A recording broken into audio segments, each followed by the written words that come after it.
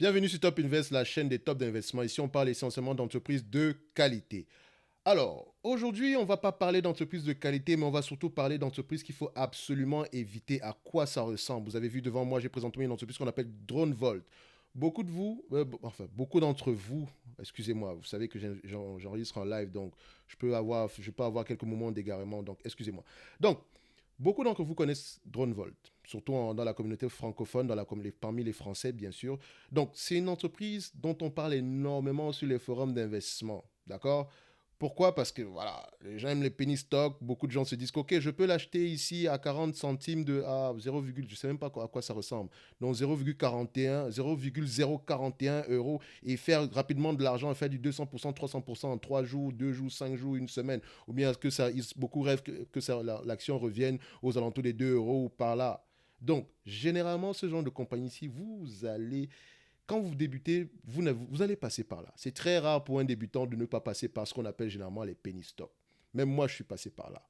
Même moi, je suis passé par là. Personne ne veut faire de l'argent sur, voilà, attendre 5 ans ou 3 ans pour faire du 15%. Non, on veut faire du 15% toutes les semaines ou bien même tous les jours. On veut faire du 15% tous les jours. C'est pour ça qu'on commence à faire du trading ou quoi que ce soit.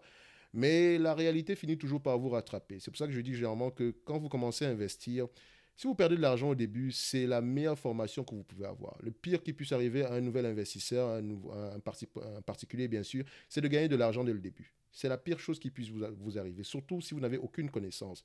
Donc vous allez surtout au hasard, à tâtons. Si vous gagnez de l'argent, vous allez vous dire que vous connaissez déjà beaucoup de choses, donc vous n'allez pas continuer à apprendre. Donc, on va regarder DroneVolt. Vous savez, généralement sur cette chaîne-ci, je dis toujours, on recherche la stabilité ou la croissance des marges, des revenus, une dette abordable avec des free cash flow. On va regarder DroneVolt. Est-ce que DroneVolt nous donne exactement ce qu'on recherche généralement sur Top Invest? Regardez. Premièrement, le revenu. Laissez-moi juste le temps de changer ça ici. Je vais mettre ici Annoted String. D'accord, on va prendre ça. Premièrement, on est sur le revenu. Le revenu est croissant, au moins sur les 10 dernières années. 1 million, 2 millions, 4 millions, 7 millions. Ok, c'est croissant. C'est parfait. D'accord? La marge. La marge brute, on recherche la stabilité ou la croissance. Ici, on peut voir qu'on a des marges croissantes. Marge brute. C'est parfait. Il n'y a pas de souci. Jusque-là, tout est correct. Ensuite, on voit ici la marge opérationnelle est inférieure à zéro. Donc, on perd de l'argent. En tout cas, sur la partie opérationnelle. Donc, operating margin qui est ici, ça sera négatif également en termes de pourcentage. Jusque-là, à partir de là, ça commence à devenir compliqué. Donc, généralement, après ça, j'ai l'habitude d'aller regarder la marge EBITDA, mais on va d'abord se limiter sur cette page ici, parce qu'à partir d'ici, on peut déjà voir beaucoup de choses. Regardez, le nombre d'actions a augmenté. On quitte de 12 millions en 2012 pour 371 millions aujourd'hui. Waouh, extraordinaire. Éviter les entreprises qui diluent le capital. Ensuite, on va regarder, est-ce que les operating cash flow, les operating cash flow ici, donc les revenus, ce ne sont pas les revenus opérationnels, je vous le mets en français ici pour que ce soit plus facile pour vous. Donc FR, comme je vous l'ai dit, ici on met FR, d'accord? On valide. OK. Donc je repars ici, je mets mon annoté de screen. Donc regardez, les flux de trésorerie d'exploitation sont négatifs, sauf une seule année, ici. Bon, ici, il n'y a presque rien du tout. Donc, ici, ils ont gagné de l'argent, mais quand vous gagnez de l'argent, il vous faut réinvestir dépenses en capital pour relancer le processus de production. Négatif, négatif, négatif, négatif. C'est-à-dire que c'est une entreprise qui n'a pas le choix que de s'endetter pour relancer le processus de production. Elle a besoin d'au moins 3 millions d'euros chaque année. Au moins, minimum. Donc, elle s'endette soit. Comment est-ce qu'elle va générer ces 3 millions d'euros, vu que la partie opérationnelle ne rapporte pas de bénéfices? Elle va soit émettre de nouvelles actions, soit émettre de la dette. Et c'est exactement ce que cette compagnie a fait. Quand vous allez regarder ici, au niveau de l'état d'endettement même de cette compagnie-ci, donc je rappelle que c'est DroneVolt, comme son nom l'indique, sans doute elle vend des drones. Généralement, ils ont toujours ce genre de nom-là. Ils font toujours quelque chose d'extraordinaire et beaucoup de gens pensent que c'est le next big thing.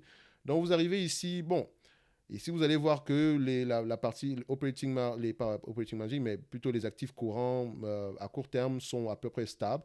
Donc, c'est même une entreprise qui n'a pas de dette. Hein. Enfin, elle n'a pas de dette. Elle est même pas correctement valorisée, mais elle n'a presque pas de dette. Soit à la fin de la journée, elle ne peut juste pas s'autofinancer. C'est ça le problème. Donc, à la fin, si vous ne pouvez pas vous autofinancer, vous émettez de la dette, vous repayez, vous émettez de nouvelles actions. Elle est spécialiste ici pour émettre de nouvelles actions. Donc, c'est vous qui repayez la dette. C'est même la raison pour laquelle elle n'en a juste pas. D'accord? C'est vous qui repayez la dette. Donc, regardez le nombre d'actions en termes de millions d'euros. En 2017, 5 millions d'euros. En 2018, 2 millions d'euros. En 2019, 4 millions d'euros. En 2020, ici, ils ont émis pour à peu près, je pense, 9 millions d'euros. Et en 2021, à peu près 13 millions d'euros. Et vous avez vu le prix de l'action pendant cette période-là? Regardez, on va prendre sur les 5 dernières années. 2018, 2019, 2020, même quand l'action se négocie aux alentours des 10 centimes d'euros, ils continuent à émettre de nouvelles actions. C'est clairement pas une entreprise qui est gérée pour vous faire gagner de l'argent. Pas du tout. Et ne rentrez pas dans leur narratif comme quoi ils vendent des drones et c'est l'avenir, machin, machin. C'est des conneries. Quand vous allez sur le site, ils ont toujours de beaux sites. Vous allez voir ici que non, le marché des drones est un marché très porteur. Surtout le drone commercial, les drones civils. Retenez bien ce nom. Drone civil, ils ont toujours des gros noms. Le produit ici, vous allez voir qu'il y a plusieurs drones. Vous allez voir intelligence artificielle, merde, c'est l'avenir. Vous allez voir les applications, les formations, les services. Tout est beau, le site est magnifique, c'est toujours beau. Mais, show me the money. Montrez-moi l'argent. Où est-ce que vous faites du cash? Je suis bien content d'investir dans une compagnie de croissance, mais je veux voir du cash. Alors là, on va vous dire que non, regardez, Amazon a commencé comme ça, Tesla également, c'était la même chose, blablabla. Bla, bla. Je vais vous montrer une entreprise qui vient juste d'arriver en bourse. C'est une entreprise américaine qu'on appelle Doximity. En fait, elle fait de la télémédecine. Si vous avez, il y a une entreprise qu'on appelait Teladoc. Vous avez sans doute entendu parler de Teladoc pendant le confinement aux États-Unis. C'est une entreprise qui fait de la télémédecine. Donc voilà, vu que les gens ne pouvaient pas sortir de chez eux, les médecins venaient à eux. Donc généralement, c'était télémédecine. Donc Teladoc, ça ressemble à ça. Voici les actions de Teladoc. On est arrivé jusqu'à 293 dollars par action. Aujourd'hui, on est à 34 dollars par action. Ça ne veut pas dire que Teladoc est une mauvaise entreprise. C'est une entreprise en croissance. La première chose que je demande sur une entreprise en croissance, c'est l'autofinancement. Donc, quand on regarde ici sur TDOC, d'accord, donc qui est le ticker symbole, qu'est-ce que vous observez? L'entreprise s'autofinance au moins. Donc, si j'investis dans cette compagnie-ci, il y a de grandes chances que le capital ne soit pas dilué. D'accord? Donc, elle vient juste d'être introduite en bourse. Donc, ne prenez pas en considération ces dernières années-ci. Donc, elle va faire un mix des deux. Mais nous avons regardé son concurrent ici qui est Doximity. Doximity est utilisé par tous les médecins aux États-Unis. Donc, c'est l'entreprise et son avantage compétitif, c'est que si vous faites médecine aux États-Unis, vous connaissez ce site, vous connaissez cette application. C'est un peu comme un Facebook ou bien un LinkedIn ou bien un Instagram, mais pour les médecins uniquement. La valeur de ce produit est tout simplement extraordinaire. D'accord? Donc, il est plus facile pour eux de s'introduire dans la télémédecine parce qu'ils ont déjà les données. Ils ont déjà les données. D'accord? Ils sont déjà utilisés par près de 90% des médecins aux États-Unis.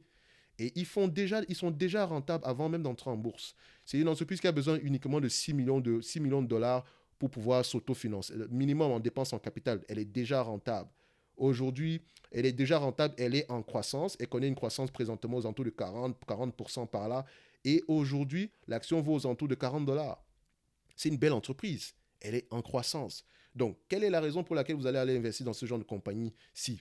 Parce qu'elle est en croissance, parce qu'elle vend des drones civils. Quand vous allez même regarder le marché des drones civils, Internet, c'est la mine d'or, c'est magnifique. Vous ne pouvez pas manquer d'informations ici. Mais d'habitude, vu qu'on a trop d'informations, on prête toujours attention aux informations qui ne sont pas importantes. Donc ici, on fait quoi? Drone civil, n'est-ce pas? En anglais, c'est consumer drone. D'accord? Et c'est pas comme si je parlais en anglais. Pensez pas qu'il n'y a rien là, c'est juste que je l'avais lu avant. Donc, Consumer Drone. Quand vous regardez Consumer Drone Leader, donc vous allez voir ici que DJI. Est-ce que vous connaissez DJI? Moi, je connais DJI. Ce sont des Chinois, je pense que c'est une entreprise asiatique ou chinoise, je ne sais pas. Ils sont les leaders dans leur domaine. Et je dis bien leaders de très très loin. Regardez, et ce site-ci est magnifique. Statista, c'est magnifique. C'est un site extraordinaire. Ah, dommage, je n'ai pas la licence pour le site ici. Mais en fait, avant de faire la vidéo aussi, j'avais lu ici que parmi les leaders, DJI a 76% du marché. 76% du marché. Consumer Drone Market Size, pour voir la taille du marché, c'est combien? En 2020, c'était un marché de 1 milliard, 1,25 million. Excusez-moi. 1,25 milliard. D'accord? Et Goldman Sachs estimait que là, ça pouvait valoir à peu près, ça pourrait aller aux alentours de 100 milliards dans les années à venir. Attention, ce sont des estimations, ça pourrait être vrai comme totalement faux. D'accord? Donc, à prendre avec des pincettes. D'accord? Donc, et vous allez voir que les entreprises comme DroneVol vont peut-être communiquer sur la taille du marché, etc. Comme quoi c'est l'avenir. Non, évitez ça. Vous voulez investir dans ce genre de compagnie, investissez uniquement dans les compagnies qui s'autofinancent au moins. Je ne suis pas là pour jeter mon argent à la poubelle. Ça, c'est la première entreprise. Avec ça, après ça, il y a une autre entreprise qu'on appelle ici Atari, qui est une entreprise française également. Regardez Atari. Qu'est-ce qui se passe quand vous regardez Atari? C'est la même chose. Est-ce qu'on a une croissance des revenus? On va se dire ici, bon, 40 millions ici, on a baissé, donc peut-être que c'est une erreur, on ne sait pas. Donc ici, regardez, 1 million, 7, 2, 5, 16, 18, 24, 18. Voilà, une croissance des revenus, c'est bien, c'est un checkmark. Au niveau des marges, est-ce qu'il y a une stabilité des marges? On peut se dire que les marges sont bonnes, la marge brute est extraordinaire. Eh bien, oui, c'est un checkmark également. Au niveau de la marge opérationnelle, on voit que la marge opérationnelle en termes de pourcentage, c'est à peu près stable. Ouais, ça commence à être intéressant. À peu près 10 à 15%. OK, c'est parfait. Maintenant, au niveau de la marge nette, OK, c'est une entreprise qui a des revenus, des marges nettes. Voilà. On va se dire, on ne dira pas que c'est stable, c'est un peu en dents de scie, donc il n'y a aucune stabilité dessus. Mais ça va, jusque-là, elle est rentable. Maintenant, est-ce que vous avez des free cash flow ici? Regardez cette période. Et je vais vous prendre ceci. On va mettre ça ici parce que faites attention. C'est pour ça que j'aime le free cash flow parce qu'on peut facilement vous tromper avec la marge nette. Voilà. Voici la marge nette. D'accord? Voici, ou bien voilà, les free cash flow. En bénéfice net, on a 4 millions. En free cash flow, on a moins 4 millions. En free cash flow, on a moins 18 milliards. En bénéfice net, on a moins 35 milliards. Ici, en free cash flow, on a moins 2 milliards. En bénéfice net, on a moins 3 milliards. Excusez-moi, je ne sais pas pourquoi j'aime les milliards. On a moins 3 millions et ici, on a 2 millions. C'est bien. Ici, on a 1 million, mais là, on a moins 3 millions. Ici, on a presque inférieur à 1 million, mais là, on a moins 4 millions. Moins 1 million alors qu'on gagne 8 millions ici. Moins 2 millions ici alors qu'on perd 1 milliard, 1 million ici. 3 millions ici alors qu'on perd 3 millions ici. Ça n'a pas de sens. Ça veut dire que soit l'entreprise s'y vend à crédit ou bien les résultats financiers ici, c'est totalement du n'importe quoi dans cette zone-ci. Donc, il n'y a aucune stabilité, aucune structure au niveau des marges et au niveau de... Enfin, le revenu, ça peut encore aller, mais il n'y a aucune structure au niveau des marges. Et encore une fois, on émet énormément d'actions pour s'autofinancer. Ça, je n'aime pas. Ça, je n'aime pas. C'est pas étonnant de voir l'action de l'entreprise à ce niveau-ci, à 16 sous ou 16 centimes. Je ne sais pas comment vous lisez ça en France. Mais dans tous les cas de figure, il n'y a rien d'étonnant dans cette structure-ci. Vous allez voir que maintenant, elle fait tout. Atari fait de la blockchain. Atari vend Voilà, on va aller sur le site. Hein. Ils ont toujours de très beaux sites. D'accord? On va regarder Atari. Voilà. On va regarder Atari ici. Atari. Voilà, voilà. Il est où le site Atari? OK. About Us. On va là. OK. Ça, c'est le site web d'Atari. Quand vous arrivez dessus, voilà, on vous raconte tout et n'importe quoi. C'est un beau site, d'accord. Maintenant, on va regarder les games, les différents jeux vidéo qu'ils font. Ah là là. Alors, c'est magnifique. Il y a beaucoup de jeux. Il y a un jeu que j'ai bien aimé, c'est Roller Coaster Tycoon. J'avais l'habitude de jouer Roller Coaster Tycoon quand j'étais plus jeune. Parce que j'aime bien les jeux de gestion, construction, gérer, faire de l'argent. Vous voyez que ça a commencé depuis qu'on est petit. Donc, à part ça, je ne connais pas grand-chose dans ces jeux-ci. D'accord? C'est bien d'avoir plusieurs titres en termes de jeux. Mais est-ce que ça rapporte réellement de l'argent chaque mois? Ça, je ne sais pas. Après, maintenant, il y a de la blockchain. Qu'est-ce qu'on fait ici? Maintenant, vous allez voir que la plupart des grands bandits parmi ces entreprises-là vont faire de l'intelligence artificielle, de la blockchain. OK. Est-ce que vous allez gagner de l'argent dessus? Je ne sais pas. Ça pourrait marcher. Mais est-ce que ça devrait marcher avec votre argent? Posez-vous les bonnes questions. Évidemment, certaines personnes vont dire que ouais, mais il faut prendre des risques pour investir. Ouais, mais à la fin de la journée, prendre des risques, c'est bien. Mais il faut prendre des risques intelligents. Vous voyez ce que je veux dire? Déjà, il est difficile de faire de l'argent sur une compagnie qui a des free cash flow. Imaginez sur une compagnie qui n'en a juste pas. D'accord? Il ne faut pas rêver en bourse. Ça doit aller avec... Voilà, ça doit être... Quand vous investissez dans une compagnie, il faut investir sur les faits. Uniquement sur les faits. Vous devez savoir dans quoi vous mettez les pieds. Évidemment, il y a des compagnies qui rapportent de l'argent, mais sur lesquelles vous allez payer en termes d'investissement. Peut-être parce que vous avez acheté au mauvais prix, ou peut-être parce que vous avez acheté une entreprise qu'on appelle généralement un, un, un value trap, donc un piège de valeur. Donc, la meilleure manière de commencer, d'éviter de perdre de l'argent en bourse, c'est déjà d'éviter ce genre de compagnie-ci. D'accord? Éviter ce genre de compagnie-ci. Éviter totalement. Il y a pas que celle-là. Il y en a plein en France. Il y en a plein. Même pas qu'en France, partout ailleurs. Dans tous les pays, il y a toujours des penny stocks. Et une entreprise dont on parle généralement beaucoup dans les sites, vous allez voir les Gossins, Algo, qui fait dans le, je sais pas, l'hydrogène où ils ont des, voilà, ils vendent des voitures à hydrogène ou des camions à hydrogène. Ils ont même fait le Paris-Dakar dernièrement. Spécialiste en annonce. Incroyable. Ça, je t'assure que c'est une entreprise en marketing, là, zéro. Vous ne pouvez pas faire mieux qu'eux. Ils ont toujours des annonces et la plupart du temps, les investisseurs s'arrêtent sur les annonces. Arrêtez-vous sur l'argent. Suivez l'argent. Oui, vous faites quoi? Oui, on vend des voitures à hydrogène. C'est très bien. Où est l'argent maintenant? Regardez. Nous avons une entreprise qui fait 10, en termes de revenus ici, 19 millions. Après, ça baisse. Après, on remonte à 19 millions, 41 millions, 53 millions. Excellent. La croissance est élevée. Mais pourquoi est-ce qu'on a des revenus croissants? Pourquoi? C'est ça qui nous intéresse. Moi, je vois bien les revenus croissants, mais pourquoi est-ce qu'on en a? Quand vous regardez les marges ici, les marges sont également en dents de scie. Il n'y a aucune stabilité. C'est très laid à voir. Au niveau des marges opérationnelles, voilà, on ne gagne pas d'argent non plus. Donc, elle a besoin de s'autofinancer, donc elle a besoin de dépenser de l'argent. Regardez la dépense en capital. D'accord? Regardez les flux de trésorerie opérationnels. Il n'y a pas d'argent. En free cash flow, zéro. C'est tout à fait normal qu'on émette de nouvelles actions. Donc, elle est spécialiste en annonce, mais elle ne délivre jamais la marchandise. D'accord? Évitez également ce genre de compagnie-ci. Investissez dans la stabilité et la croissance. Par exemple, je peux prendre une entreprise que j'aime bien en France, bah, ça sera laquelle en fait? Parce qu'il y en a. Ok, on va regarder ici. Donc, il y a une entreprise que j'aime bien. Elle n'est pas qu'en France. Je pense que c'est. Voilà, on va prendre Vicat. D'accord? Vicat, c'est. Vous connaissez tous Vicat, c'est une entreprise qui est une cimenterie, qui est une belle entreprise, qui est bien évaluée en date d'aujourd'hui. D'accord? Elle rapporte de l'argent, mais le prix de l'action est tout simplement déprécié depuis plusieurs années. Pourquoi? Et si vous remarquez également dans ce secteur d'activité, c'est un secteur d'activité qui n'a pas vraiment, voilà, qui n'a pas le vent en poupe en ce moment. J'aime bien les secteurs d'activité dépréciés. Parce que quand ça pète fort. Excusez-moi pour le terme. En termes de revenus, bien sûr. Regardez. Quand vous regardez cette entreprise, c'est clairement pas la même tendance que Gossin et tout le reste. Elle fait du free cash flow au moins une centaine de millions par an. Si vous comparez par rapport à, voilà, si vous prenez 100 millions, je vais prendre 100 millions, je n'ai pas pris 150, 200 millions, je vais pris juste le minimum 100 millions. Ça représente combien? Ça représente à peu près 2,22 euros par an. D'accord? Disons que 2,22 euros par an, donc ça dit que disons que c'est une entreprise qui peut se négocier à 15 fois les bénéfices. Sinon, les cimenteries, vous pensez vraiment que vous n'en aurez plus besoin. Donc au minimum, elle vaut au moins 33 euros l'action. D'accord? En date d'aujourd'hui, on est à 28 euros. Et on se balade en tout cas plus bas que ça. Et j'ai pris uniquement 100 millions. Parce que si vous regardez bien ici, en termes de free cash flow, combien est-ce qu'on rapporte? On a aux alentours de 150 millions en moyenne. Je dis bien en moyenne. Donc, techniquement, si je fais ici multiplié par 1,5, vu que j'avais pris 100 millions, donc 50% de 1 million, de 100 millions ici, ça va me donner 100 millions en supplément. Donc, ça vous donne ici 50 millions. D'accord? Aujourd'hui, on cote à combien? 28. Et c'est uniquement en prenant 15 fois les bénéfices. Et 15 fois, c'est rien dans cette industrie-ci. 15 fois, c'est rien du tout. Je dis bien, c'est rien du tout. Je peux même prendre 10 fois les bénéfices. Ça veut dire que si j'achète l'entreprise en date d'aujourd'hui et qu'elle me distribue la totalité de ses free cash flow, j'ai un rendement de 10%.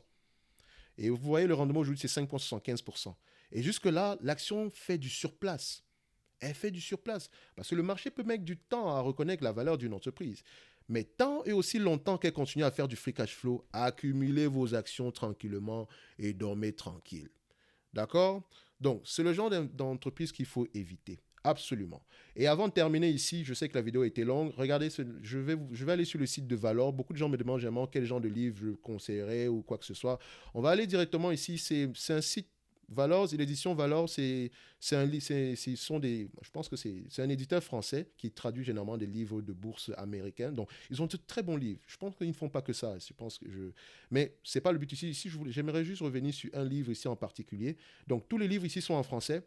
Donc, je peux vous montrer à peu près un livre que j'adore. Que franchement, si vous pouvez acheter un livre, n'oubliez pas, celui-là, il peut faire l'affaire. Lui, le petit livre pour réussir en bourse de Pat Dorsey. La formule choc pour trouver les meilleurs investissements. Ici, on parle essentiellement d'avantages compétitifs dans ce livre aussi. Et ce n'est pas le seul. Le but ici, ce n'est pas de parler de livres en question. Donc, c'est entre parenthèses. Vous pouvez aller ici. Je vais revenir faire une vidéo dessus une fois sur les livres que j'ai l'habitude de lire. Donc, c'est juste une parenthèse pour terminer cette vidéo-ci. Donc, s'il vous plaît, vous avez mis du temps et de l'énergie pour gagner l'argent que vous choisissez d'investir ici aujourd'hui. D'accord? J'aimerais que vous puissiez mettre la même énergie ou le même temps pour pouvoir au moins le préserver. C'est très important. D'accord? Donc, évitez au maximum des entreprises pareilles. D'accord?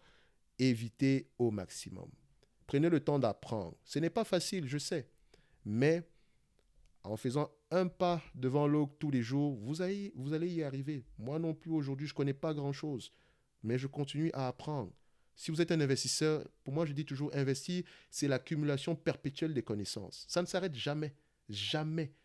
Actuellement, je suis omnibulé quand je vois, par exemple, l'engouement que les gens ont sur les crypto-monnaies. Je ne comprends rien sur les crypto-monnaies parce que tout ce que j'ai remarqué, c'est que c'est un domaine où des gens qui connaissent rien du tout en économie parlent beaucoup.